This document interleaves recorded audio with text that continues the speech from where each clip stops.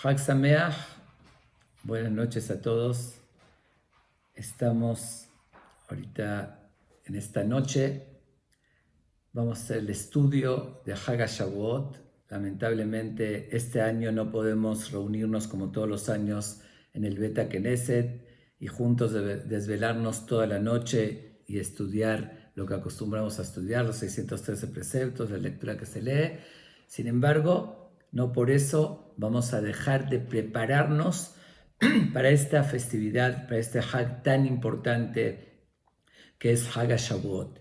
Y tenemos que tener en cuenta que cuando festejamos tanto Shavuot como Pesach, como Sukkot y Rosh Hashanah, Kippur, etc., no es simplemente, y siempre lo digo y lo reitero, recordar un suceso histórico y nada más por recordar.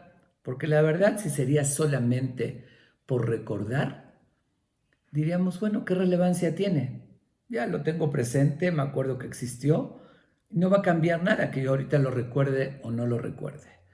El mensaje de Hag HaShavuot y las demás festividades no es recordar, es revivir la fiesta. Revivir significa hacer conciencia. Hashem entregó al pueblo de Israel hace muchos años la Torá y la entrega de la Torá se llamó Hag Matan Toratenu, la fiesta de la entrega de la Torá. Pero el recibir la Torá, eso cada año nosotros lo hacemos y depende de nosotros de recibirla. Y justamente el nombre que recibió esta fiesta, que se llamó Hag HaShavuot, la fiesta de las semanas, es algo que llama mucho la atención, porque debería llamarse por la Torá Hag Matan Toratenu, la fiesta de la entrega de la Torá, y sin embargo no, se le llamó la fiesta de las semanas. ¿Qué quiere decir las semanas? Las 7 semanas que contamos, desde Pesach hasta Shavuot, que fue la preparación para la entrega de la Torá. ¿Y por qué se la llamó así? Porque es más importante la preparación. Si no hacemos conciencia, si no somos receptores, si no nos comprometemos realmente a recibir y aceptar el pacto que el pueblo de Israel hizo con Dios, entonces no cabe recibir la Torá. Por eso se hace énfasis en estas semanas previas al recibimiento de la Torá. Por eso, esta noche, que se va a emular la noche de Shavuot, el estudio de la Torá, que de esa manera nos vamos a preparar y hacer conciencia para recibir la Torá, tiene muchísima importancia porque entra dentro de la preparación. Bueno, en Hag HaShavuot fue, como todos sabemos, el 6 de Nisan, que realmente fue el 7 ese año, cuando todo el pueblo de Israel oyen en vivo y en directo a Hashem, a Dios, como les dice los 10 mandamientos, además del pacto que hicieron, oyeron de su boca Anoji Hashem Elokeja.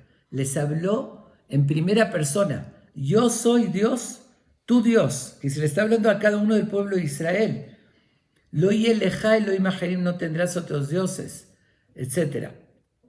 Shamor, Zahor et Yom HaShabbat Kadeshó, recuerda el día de Shabbat para respetarlo. Todo en primera persona. Fue por única vez en la historia que Dios se revela a todo el pueblo y lo oyen directamente. En esa ocasión les dijo los 10 mandamientos. La Torá está compuesta de 613 preceptos, pero sin embargo, Dios quiso hacer énfasis y darle una importancia particular a esos 10 mandamientos, porque si los analizamos, encierran todos los valores de la Torá. Esos 10 mandamientos tienen un mensaje, vamos a llamarlo comprimido, de lo más importante, de los cimientos, de las bases para la misión nuestra en este mundo. Por eso Dios directamente les dio esos 10 mandamientos. De hecho, está insinuado en los 10 mandamientos, desde Anoji Hashem Elokeja hasta el final. Si contamos cuántas letras tiene, vamos a encontrar que suma exactamente 620 letras. ¿Qué nos insinúa con eso? Tenemos 613 preceptos en la Torá, Pero además hay 7 preceptos, 7 mitzvot, que se llamó Bené Noach, los hijos de Noach, que son universales, que se les dio a todo el mundo. Entonces tenemos 613 preceptos de la Torah y 7 preceptos universales que suman 620. Aquí nos está insinuando que en estos 10 mandamientos está la esencia de esos 620. Ok, de esos 620 preceptos.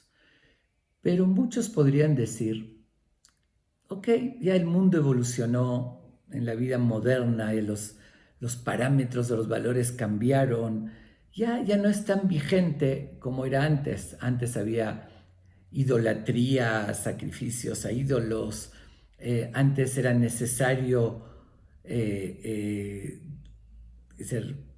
descansar un día y había mucho asesinato. Entonces era para esos tiempos. Hoy, con el estilo que tenemos de vida moderna, tal vez no sean tan vigentes. Y ese es el mensaje que quiero transmitir. Voy a relacionar y analizar los 10 mandamientos, justamente la conexión que tienen o el mensaje que nos deja en particular a la actualidad. De hecho, si lo vemos con ciertos lentes, considero de que nunca fue tan vigente y tan actual como en esta época que estamos viviendo. Obviamente que en su momento también eran importantes, pero yo creo que hoy toman más relevancia que en esa época, o más bien que toda la historia, los 10 mandamientos. Entonces voy a analizarlos, ya que son muy importantes y entenderlos correctamente, voy a analizarlos asociándolos con los mensajes que nos deja en la actualidad.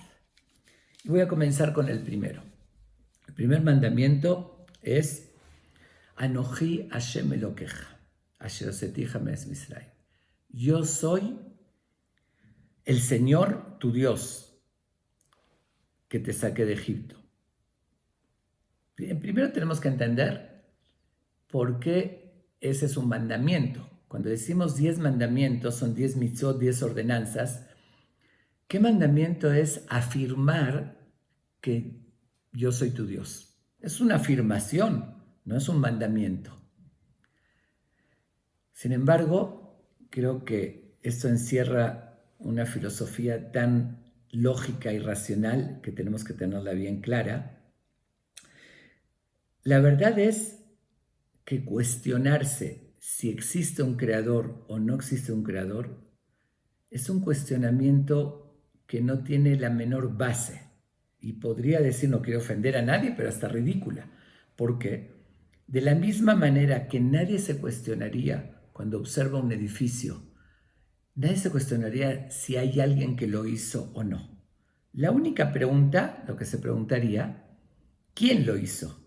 Uno quisiera conocer si ve un edificio muy bonito, una arquitectura y diseño ultramoderno, innovador. Uno se preguntaría, wow, ¿qué arquitecto tan innovador, tan inteligente, hizo esta obra tan hermosa?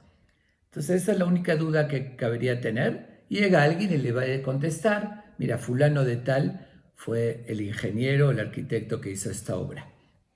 Pero creo que todos estamos de acuerdo que no cabería preguntarse si es que hay un arquitecto. Si estamos viendo un edificio, se oiría ridícula la pregunta de decir si alguien lo hizo. ¿Qué otra posibilidad? ¿Que se hayan caído unas piedras y se acomodó y se hizo el edificio? Todos entendemos perfectamente que eso ni remotamente. Aunque el edificio no tiene vida, no tiene energía, no tiene laboratorios perfectos. Entonces pensar que el ser humano o que la creación se pudo haber hecho así, sola, si estamos viendo el mundo, estamos viendo el ser humano, ni cabe la pregunta si es que hay alguien que lo creó o no. Es obvio, veo la obra y entiendo que hay un creador. Veo lo que sea, ¿no? Veo una silla y entiendo que hay un carpintero. No se cayeron las maderas y se hizo la silla. Y de la misma manera, vemos el mundo y sabemos que hay un creador. Y siempre existió esa visión. Eso es algo más contemporáneo que salió ideas de decir evolución y todo, que igual surge la misma pregunta, ¿no? ¿Cómo empezó esa célula tan inteligente o esa explosión del Big Bang tan inteligente que hizo algo tan perfecto? Es algo absolutamente absurdo, no aceptar que hay alguien inteligente que creó eso. Por eso, a esta pregunta viene la respuesta, Anoji Hashem Elokeja. Tienes la pregunta, ¿quién es el creador? Dios se presenta y dice, yo soy Dios que te demostré mi existencia y te saqué de Egipto. Por eso no lo dice en forma de ordenanza, sino de afirmación, porque no cabe exigir que creas que hay un creador, eso es obvio. Cabe decir quién es. Ok. Bueno, eso es para entender la diferencia a los demás mandamientos que son en forma de ordenanza, para entender por qué se escribió de esta manera. Pero ahora sí vamos a lo que prometí, vamos a relacionarlo con la actualidad. Este mandamiento nos da la respuesta a lo que vivimos hoy en día. Hoy en día, el mundo tal vez secular, en la práctica llega a ser el árbitro de lo que es el bien y lo que es el mal. Al ser que la persona es la que decide, sin creer que hay una autoridad superior que me marca la línea de una verdad absoluta que es bueno y que es malo, si yo soy el que decido qué es lo que está pasando, es lo que estamos viendo. Entonces, siempre la persona tiene la posibilidad de racionalizar y justificar lo que quiere hacer para obtener placeres y beneficios personales. Quiere decir, si se me antoja hacer algo, o la sociedad quiere un libertinaje, quiere actuar de cierta manera, entonces, como nosotros ponemos el parámetro de lo bueno o lo malo, entonces podemos explicarlo y decir hay los derechos humanos, la democracia, y si uno se le antojó esto, cada uno hace lo que quiere, tiene derechos, y se pierden todos los valores racionalizándolo y justificándolo. Hoy más que nunca requerimos esa definición y esa creencia, Anoji Hashem Elokeja. Existe un Dios y Él es el que me marca el parámetro. Ahí es cuando puede haber frenos a todo lo que está pasando, que no hay de verdad, ya es un libertinaje que no tiene límites, porque es lo mismo, porque está en manos del ser humano. Entonces la respuesta a la pérdida de valores de hoy es justamente saber que hay una autoridad. Justamente en el año 1880, un autor ruso, Fyodor Dostoyevsky, escribió en su libro Los hermanos Karamazov, dice una frase muy cierta, él lo afirma porque lo observó, dice, sin Dios todo está permitido. Es algo muy cierto. Si no hay un Dios, ¿qué me limita a hacer lo que sea? Ok, eso es por una parte. Por otra parte, hoy vivimos también en una época donde vemos el engrandecimiento del yo. Todo es alimentar el ego, lo que se me antoja, y es fomentar el egoísmo, el narcisismo. Por eso tiene tanta popularidad el selfie, el selfie, lo que yo mismo me hago a mí mismo, tomarme la foto ya es una palabra de moda. Justamente a nuestra generación que observamos eso, viene Dios y nos dice, Anoji Hashem Elokeja. Yo soy tu Dios. El único yo que cabe es justamente alrededor de Dios. Que dice, no pienses que todo gira alrededor de ti, de tu yo, sino Anoji Hashem. Tras de él debe girar nuestras vidas y quitarnos esa visión del egoísmo, del selfie. Hacer las cosas con un objetivo y cumplir una misión que Dios nos encomienda. Por eso creo que es muy, muy actual. Antes no era tanto, no se promovía tanto el ego como hoy, y no había tantos justificativos del libertinaje como lo hay hoy, por eso más que nunca aplica este precepto. Vamos al el segundo mandamiento. El segundo mandamiento dice, Lo yeleja Elohim acherim al panay. No tendrás otros dioses delante de mí. Si lo traduzco literalmente al panay, quiere decir delante de mí. Quiere decir fuera de mí, pero también dice frente a mí también. ¿Qué significa eso? ¿Qué es idolatría? Es lo opuesto a servir a Dios. ¿Y qué es servir a Dios? Que es creer en un Dios y servirla es dedicar las metas, el objetivo de nuestras vidas para darle un sentido que Dios me lo está dando y lo sigo a Él. Entonces, idolatría sería seguir a otras causas y dedicarles nuestras vidas. En los tiempos de antes, habían todo tipo de ídolos y otras creencias, pero hoy en día tenemos en la modernidad, hay un tipo de idolatría muy moderno. Los sociólogos lo llaman síndrome de idolatría a las celebridades. Realmente es un síndrome que lo vemos en la juventud. Ellos son los modelos a seguir, los artistas, la gente rica, las celebridades, y son los verdaderos dioses de nuestra sociedad. Pero el problema de eso, que se convierten en el ejemplo a seguir. Y ahí es donde está el gran problema. ¿Por qué? Porque dedican toda su vida a seguirlos y muchos de ellos dejan muchísimo que desear en su comportamiento. Y cuando son el modelo a seguir, se convierte en la antítesis justamente de los valores, y eso es una verdadera idolatría. En Estados Unidos es impresionante. Hay más revistas y programas televisivos que dedican sus noticias a las celebridades más que a las noticias reales. Es algo de verdad inconcebible, pero por algo hay más revistas, porque la gente compra más revistas de esas que las demás. Entonces tenemos ídolos falsos. Tenemos también, lamentablemente, a veces uno puede idolatrar al dinero. No es nada malo trabajar y acumular dinero, pero cuando todo el objetivo de la vida, como dije antes, así como servir a Dios, se convierte en servir al trabajo, al dinero, entonces se convierte también en idolatría. Entonces para eso nos advierte la Torá, nos advierte, no idolatremos a falsos ídolos. Cuidado, y es algo también muy actual porque sucede muchísimo y por eso la generación está como está, porque en vez de seguir a Dios, seguimos a falsos ídolos superficiales, cosas materiales, modas y competencias, todo eso, todo ese bluff que la gente dedica toda su vida a eso. Vayamos al tercer mandamiento. El tercer mandamiento dice, Lo tisá echem Hashem Elokeja lashav, que significa, no usarás el nombre de Dios en vano. Se refiere realmente, lo literal, a no jurar en vano, ni hablar que en falso por el nombre de Dios, que se está usando el nombre de Dios en vano. Se puede traducir también, no tomarás el nombre de Dios, o la traducción más literal, lo tisá, es cargar, no cargues el nombre de Dios en vano.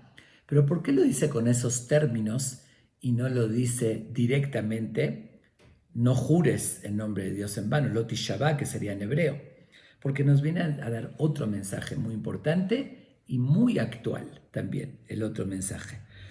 El primero, que justo le decía en la semana en una clase, es que cargamos el nombre de Dios, tenemos nuestra alma, Dios sopló dentro de nosotros algo tan valioso que de ahí proviene la inteligencia, tenemos el nombre de Dios y lo usamos en vano, lo usamos para vanidades, usar la inteligencia nada más para ver la astucia, cómo voy a comerciar, voy a hacer esto, y no para superarnos espiritualmente, para realmente hacer el bien. Entonces Dios nos advierte, no uses el nombre de Dios en vano, como lamentablemente la mayoría del mundo llega a utilizar, que es también algo muy actual. Corremos, como acabo de decir hace un momento, corremos solamente a lo material, a competencias sociales y el coche y esto y todo son vanidades. Entonces usamos el nombre de Dios en vano.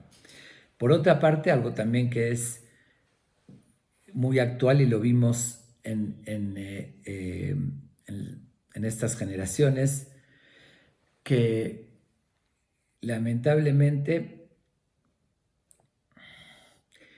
uno llega a hacer atrocidades y usando el nombre de Dios.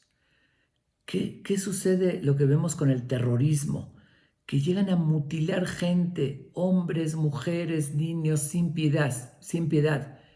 ¿Y con qué lema? Allah Akbar, Dios es grande. En nombre de Dios, difamar y degradar un Dios que creó el mundo, que nos quiere, decir que Él me va a pedir que asesine a gente inocente en su nombre, estamos usando el nombre de Dios en vano y difamando el nombre de Dios. Y asimismo, vemos todo tipo también de acciones que hay veces en nombre de la religión podemos, cuando se llega a cualquier tipo de fanatismo, ¿no?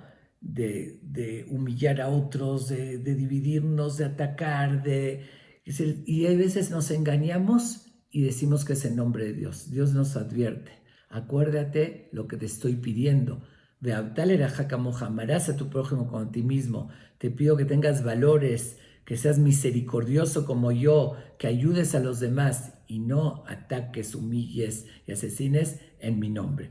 Ese es un mensaje muy actual y que sucede muchísimo, lamentablemente, hoy en día. El cuarto mandamiento que dice Zahor et Yom HaShabbat lekadesho. Recuerda el día sábado, el día de Shabbat, para santificarlo, que es cuidar el día de Shabbat. No vamos a entrar en los detalles. ¿Ok? También, como dije en un principio, mucha gente podría pensar y decir, bueno, Shabbat, en los tiempos de antes, como el argumento típico, dice, en ese momento era más vigente, la gente hacía trabajos forzados, tenía que descansar, cada trabajo era, prender fuego era con piedras, era muy difícil. Hoy en día, con la modernidad, no es necesario, al contrario. Independientemente, no quiero entrar ahorita en el legado, la profundidad espiritual que tiene el Shabbat, el testimonio que estamos dando a Dios, que creemos en Él, etc. Fuera de todo eso, yo quiero nada más concentrarme en la actualidad que tiene, en la vigencia que tiene actualmente el Shabbat. Nada más quiero tocar ese punto, ¿no? Porque si no, no acabaríamos en ese análisis. Realmente, ¿qué hacemos con nuestro trabajo durante la semana? Nos ocupamos del mundo que nos rodea, no de nosotros mismos. Por eso, de hecho, está insinuado, es el séptimo día, sábado. El séptimo día, el número 7, sabemos que es un número básico en el judaísmo. Muchísimas cosas giran alrededor de 7. También Shavuot, la fiesta de las semanas, de 7 semanas, 7 por 7, y así un sinfín. Pero Shabbat creó Dios el mundo en 6 días y cesó el séptimo y nos dijo que ese día nos elevemos. 6 días, el 6 representa justamente los 4 puntos cardinales, ¿sí? Este, oeste, norte y sur, arriba y abajo. Volteamos a todos lados y alteramos todo. También la materia tiene 6 puntos. El séptimo día, el día de Shabbat, Dios nos dice, deja todo eso y ve tu interior, lo que va más allá de lo físico, más allá de esos 6 puntos. Ahorita ve el séptimo punto, que es tu interior. Encuéntrate a ti mismo, que no tenemos tiempo para encontrarnos a nosotros mismos. Estamos tan ocupados en nuestras actividades que nos absorbe totalmente, y hoy más que nunca. Recuerdo haber leído de algún, no sé, algún científico, no me acuerdo quién era, un filósofo que dijo que ahorita cuando empezó la modernidad y la tecnología, dijo que ahorita que ya tengamos todas estas facilidades con la tecnología, vamos a tener más tiempo para lo espiritual, pero lamentablemente se equivocaron, pero en grande. Ahorita nos absorbió totalmente más la tecnología y lo material y tenemos menos tiempo para nosotros mismos y para lo espiritual. Debía ser, al contrario, lógico decir, bueno, si ya tengo herramientas que me facilitan la vida, no tengo que lavar la ropa a mano, la pongo en una lavadora, puedo llegar rápido a un lugar, tengo para transportarme en coche, etcétera. Pues tengo más tiempo para darle sentido a mi vida, pero sale exactamente al revés, fue. Que ahorita tenemos mucho tiempo, mucho menos tiempo que antes, porque nos absorbe totalmente nuestras actividades. De hecho, podría definirlo así. Durante la semana estamos atacados por las armas de distracción masiva. Sí, hay armas de destrucción masiva, pero nosotros tenemos armas de distracción masiva, que todos lo conocemos perfectamente. El WhatsApp, el mail, el Facebook, la computadora, etc. Shabbat, que nos enseña que tiene que haber un tiempo en nuestras vidas que podamos dejar la tecnología, dejar todas esas armas de distracción masiva por un propósito superior, por encontrarnos, como dije, a nosotros mismos, por encontrar un sentido. ¿Por qué hacemos todo? Trabajamos toda la semana, que no sea un objetivo. Justamente el dejar un día de trabajar convierte que puedo controlarlo, que no soy esclavo de mi trabajo, que yo puedo controlarlo, que eso es un medio, no es un objetivo, pero lamentablemente así llega a suceder. Y es tan bonito y sabio el regalo que Dios nos dio de este día tan especial de Shabbat, de poder desconectarnos, que tenemos que de verdad valorarlo y agradecerlo. Y es curioso que Eric Schmidt, el CEO de Google, yo creo que él no se imaginó lo que iba a provocar al mundo. En su graduación, en el discurso que dio en su graduación, dijo lo siguiente, con estas palabras. Dicen, apaguen sus computadoras, sus celulares y descubran todo lo humano que nos rodea. Lo dijo eso Eric Schmidt, que dio la herramienta que más nos absorbe, pero sabía esa verdad. Es lo que Dios nos pide que hiciéramos cada 7 días. Cada 7 días nos da un Shabbat y nos pide que encontremos lo humano que nos rodea y a nosotros mismos. Yo creo que sí es muy actual el Shabbat. Y como dije, el problema es que es un tiempo limitado, que ya lo rebasé, y no puedo extenderme más para analizar todos los beneficios que nos aporta este mandamiento y principalmente en la actualidad. Pero vamos al siguiente. Siguiente mandamiento, el quinto, es Kabed et avicha veit imeja, honra a tu padre y a tu madre. Creo que todos estamos conscientes de cómo se perdió en la actualidad el valor de este precepto. Dios le dio tanta importancia que comparó el respeto a los padres como respeto a Dios. De hecho, por eso están los 5 primeros, que son los 5 mandamientos que habla del hombre a Dios. ¿Por qué? ¿Por qué comparó? Porque somos socios en la creación de nuestros hijos, socios con Dios. Son 3 socios, el papá, la mamá y Dios, cada uno aporta algo. Entonces, está comparado. Y sin embargo, ¿qué estamos viendo en la actualidad? Hoy observamos que la rebelión que hay de la juventud, hoy los padres tienen como que están obligados ellos a conceder todo lo que les piden los hijos y a respetarlos a los hijos. Yo digo siempre un concepto de chiste, ¿no? De vacilada, pero lamentablemente tiene mucho fondo, muchos me lo habrán oído, que digo que hoy en día, en la época que estamos viviendo, cuando un padre le llega a pegar a su hijo, es en legítima defensa.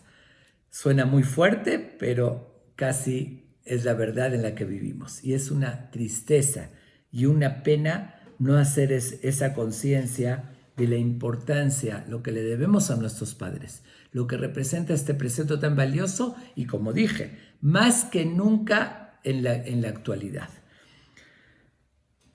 ¿Qué llega a suceder, lamentablemente? que en particular cuando los padres ya envejecen, ahí es donde entra hasta un rechazo, porque el medio ambiente que respiramos es que se respeta solamente a los jóvenes. Dice, el anciano ya no sabe lo que dice, ya está. Pero la Torá nos dice lo contrario. Vehadarta penez zaken, tienes que embellecer a un anciano. Tiene la experiencia, la sabiduría que acumuló y más. Eso en general, con más razón, tus padres que te educaron, te dieron todo. Y lamentablemente así es. En todo, en el trabajo, el joven es el que le dan el lugar, en todo, como que el anciano no sirve. Al extremo que los nazis llegaron a la gente mayor ya a quitarla, aniquilarla, porque son inservibles. Para nosotros tienen muchísimo valor los ancianos. Y además tenemos que pensar, y una pregunta que le haría a los jóvenes: ¿por qué un joven que se siente con el derecho de recibir absolutamente todo, todas sus necesidades de sus padres, desde niños hasta su adolescencia, todo lo que necesitaba de sus padres, y años después, cuando sus padres lo llegan a necesitar, ahí ya le niegan la ayuda? Yo no tengo por qué yo ayudarlo. A ver, ¿por qué? Es decir, ¿cómo uno no hace conciencia? Recibí toda mi vida, todo lo que tengo, desde la vida hasta todas mis necesidades, y ahorita que mi papá es mayor y necesita, no lo voy a visitar, no le doy lo que necesita. Es algo que no se concibe y no cabe, y por eso la Torá nos advierte la importancia que es como respetar a Dios, de que tenemos esa obligación, que es uno de los mandamientos de respeto a los padres. Y como dije, más actual que nunca. ¿Y por qué es más actual que nunca? Porque además, hoy en día, vemos que los jóvenes en la tecnología, que es lo de hoy, saben mucho más que los adultos. Y a veces los papás tenemos que preguntar a nuestros hijos acerca de la tecnología.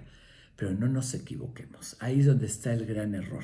Es cierto que la tecnología evolucionó mucho más que antes y que los jóvenes saben más, pero los mayores saben mucho más sobre la vida.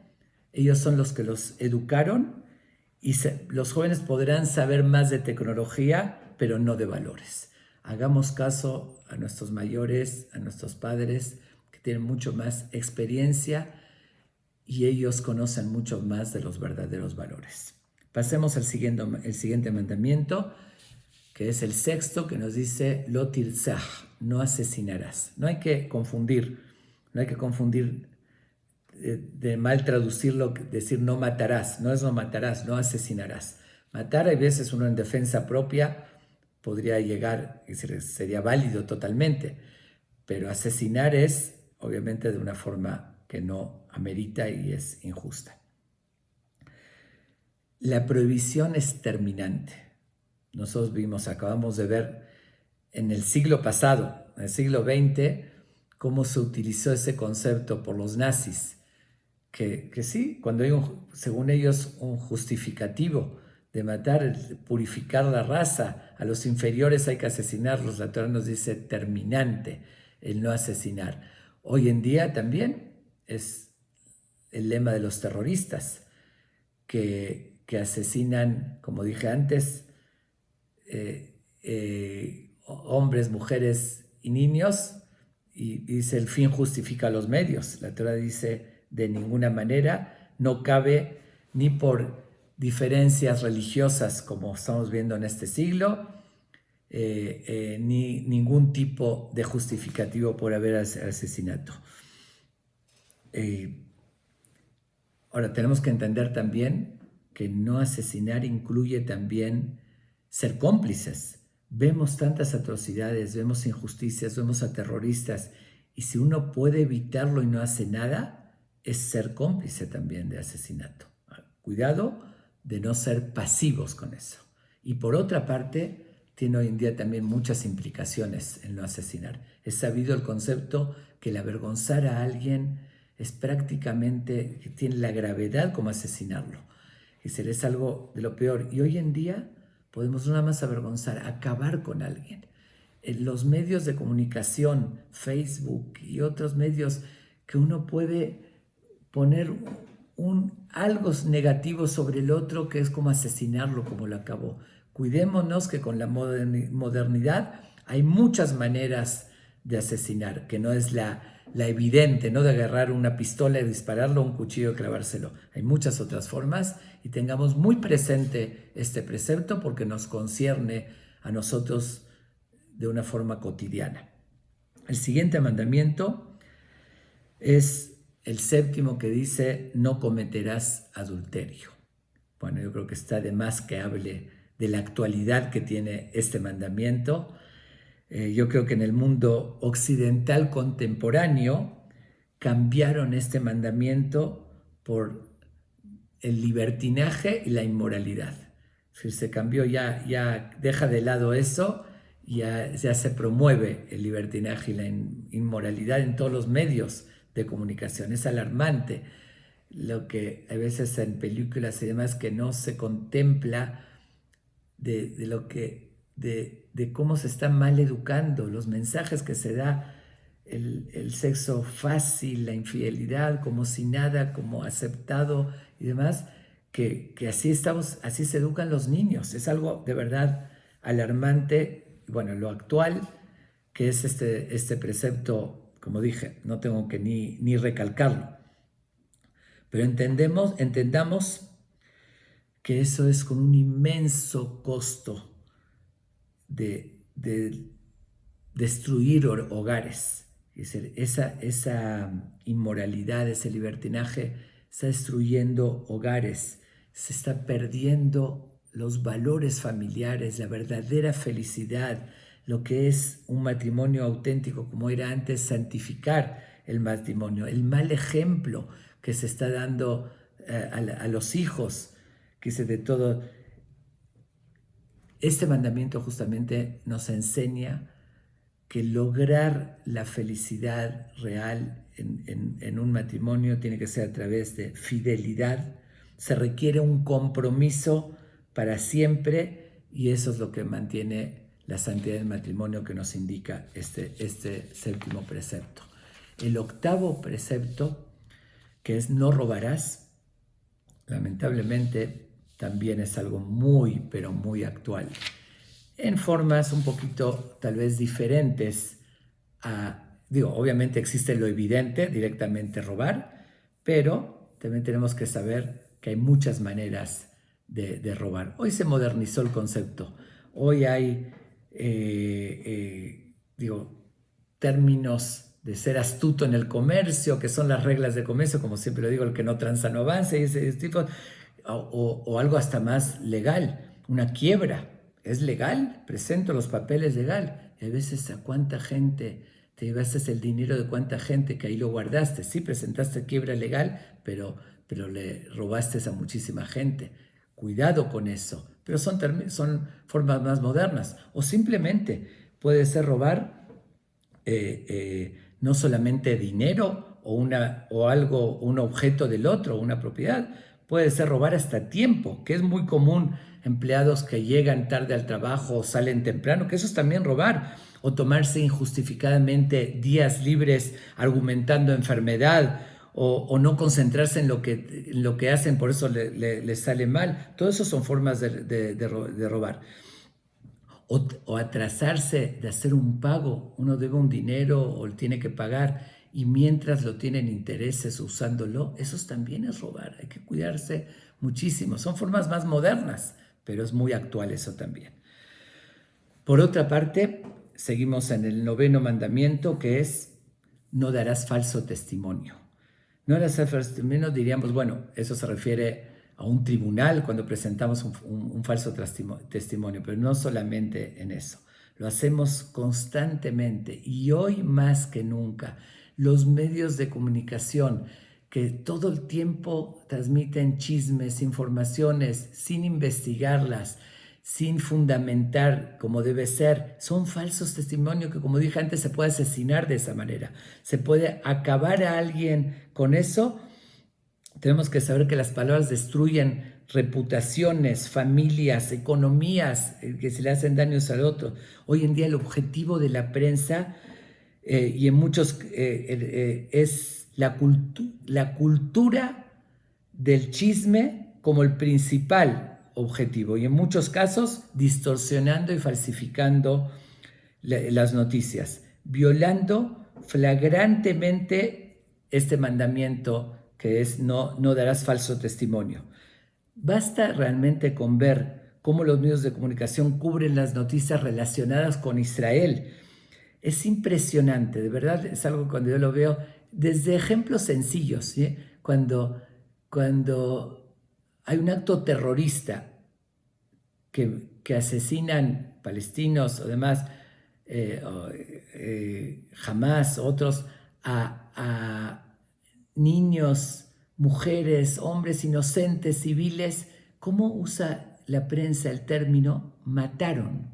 Y cuando Israel en defensa realmente mata a esos terroristas, ahí utilizan el término asesinaron. Es una manipulación y además es sabido, ¿no? Es decir, no tiene derecho a defenderse. Toda la prensa es increíble cómo